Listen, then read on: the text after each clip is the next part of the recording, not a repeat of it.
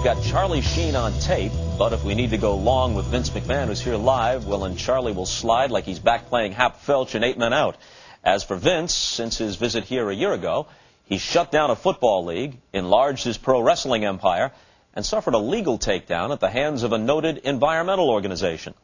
Now, a bit of a disclaimer here. The topics and circumstances of tonight's interview are at least somewhat different from a year ago. And while we expect this to be plenty interesting, it's not my purpose to try to recreate anything. Still, for the sake of background and for your general amusement, here's a sample from last time. Do you think in some way that this type of programming contributes? Certainly not the biggest part of it, but contributes. You don't even know what I'm going to ask you. Oh, yeah, I do. To the incivility and coarseness that's generally out there in the culture now. Does it contribute in some way? Do you pump some of that into the water supply? Maybe some. You want to let me finish here for a second, pal? I'm asking you the question. Then Coach, shut your mouth and let me answer the question, all right? I'll be happy to answer. Let me finish. They rejected that as a defense. Would you please let me finish? Absolutely. You know, you are real. You sure? You're not going to interrupt me. You let me finish. Just because I inject something doesn't mean you're not going to have time to respond. You've had plenty of time to respond, and continue.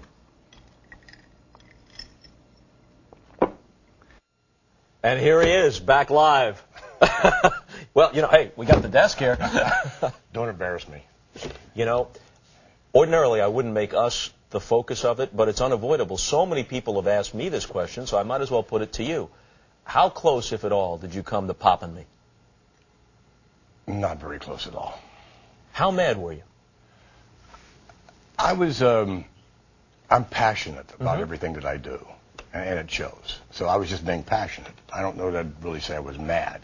That really wasn't me mad. I can get very, very mad. Well, you told me that at the time.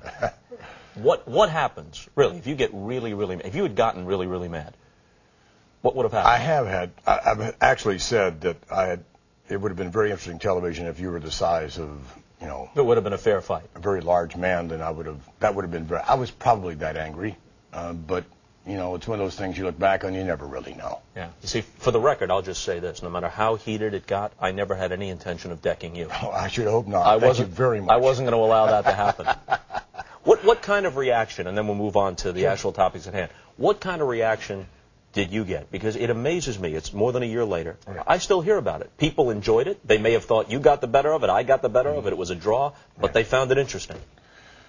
I really got a lot of reaction out of it. You know, I mean, I think people talk on the streets. You know, I mean, that's really, you know, my judge when I walk down the sidewalk and meet our people. You know, and a lot of people were talking about it.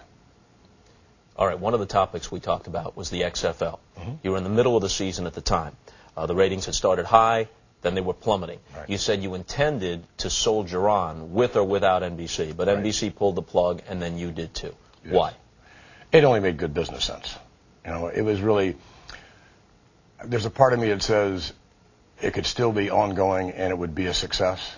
There's another part that says, you know, cut your losses, you know, and concentrate on other things and go forward. And that's really what we did.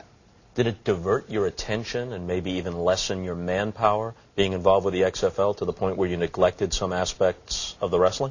I was determined once we started it that, you know, to make certain that in no way would I hurt the core product in terms of my time spent.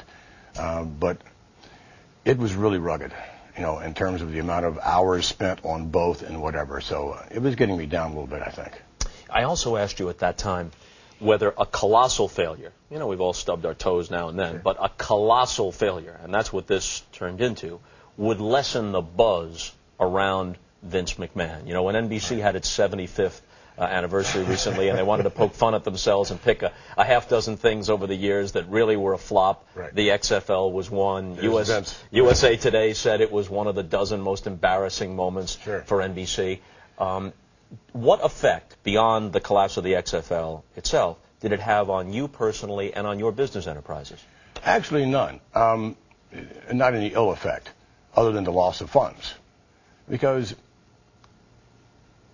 I'm an entrepreneur. I'm going to try things. And I'm proud of what we did with the XFL. You know, I wasn't embarrassed. You know, it was a colossal failure, yes, for perhaps a lot of reasons. But I'm really proud of what we did. I'm proud of all those young ball players who got to play ball, otherwise many of them wouldn't. And a handful are in the NFL. And a handful played in the Super Bowl. A couple of them played in the Super Bowl. this year. So, I mean, it was good football in the end. It was really good football. So I enjoyed it. You know, I thought, you know, from a theoretical standpoint, really I thought it was going to be a tremendous success. You know, I had not counted on the media backlash, you know, going forward. I didn't know that I was that beloved, you know, and of course my pal Dick, you know, likewise. Ever saw on NBC? Sure, you know, I mean, I expected that there was going to be, not that the media would necessarily wrap their arms around this because it is new and it's controversial, and at the same time it's bucking the good old boys, the established NFL, and they have really deep roots in the sports world and all the sports writers. So I thought it might be an uphill battle for a while, but I didn't think it was going to be this much of a failure. How much did you lose? I don't actually really can't tell you that much. Tens of millions? Sure, right. Mm-hmm. Do you think it diminished your reputation as some sort of television and programming genius? The guy with the Midas touch who, by whatever means, can deliver that coveted young male demographic? Actually, no. If you're talking about the coveted young male demographic, even the ratings as abysmal as they were, and the young male demographic were much higher than the NBA today. So, I mean, in that demo, we were delivering. I think that, you know, the media, you know, gleefully, you know, every time there was a drop in the ratings, now look where they are. Now look where they're going, so forth. I think it was kind of a pile-on type thing.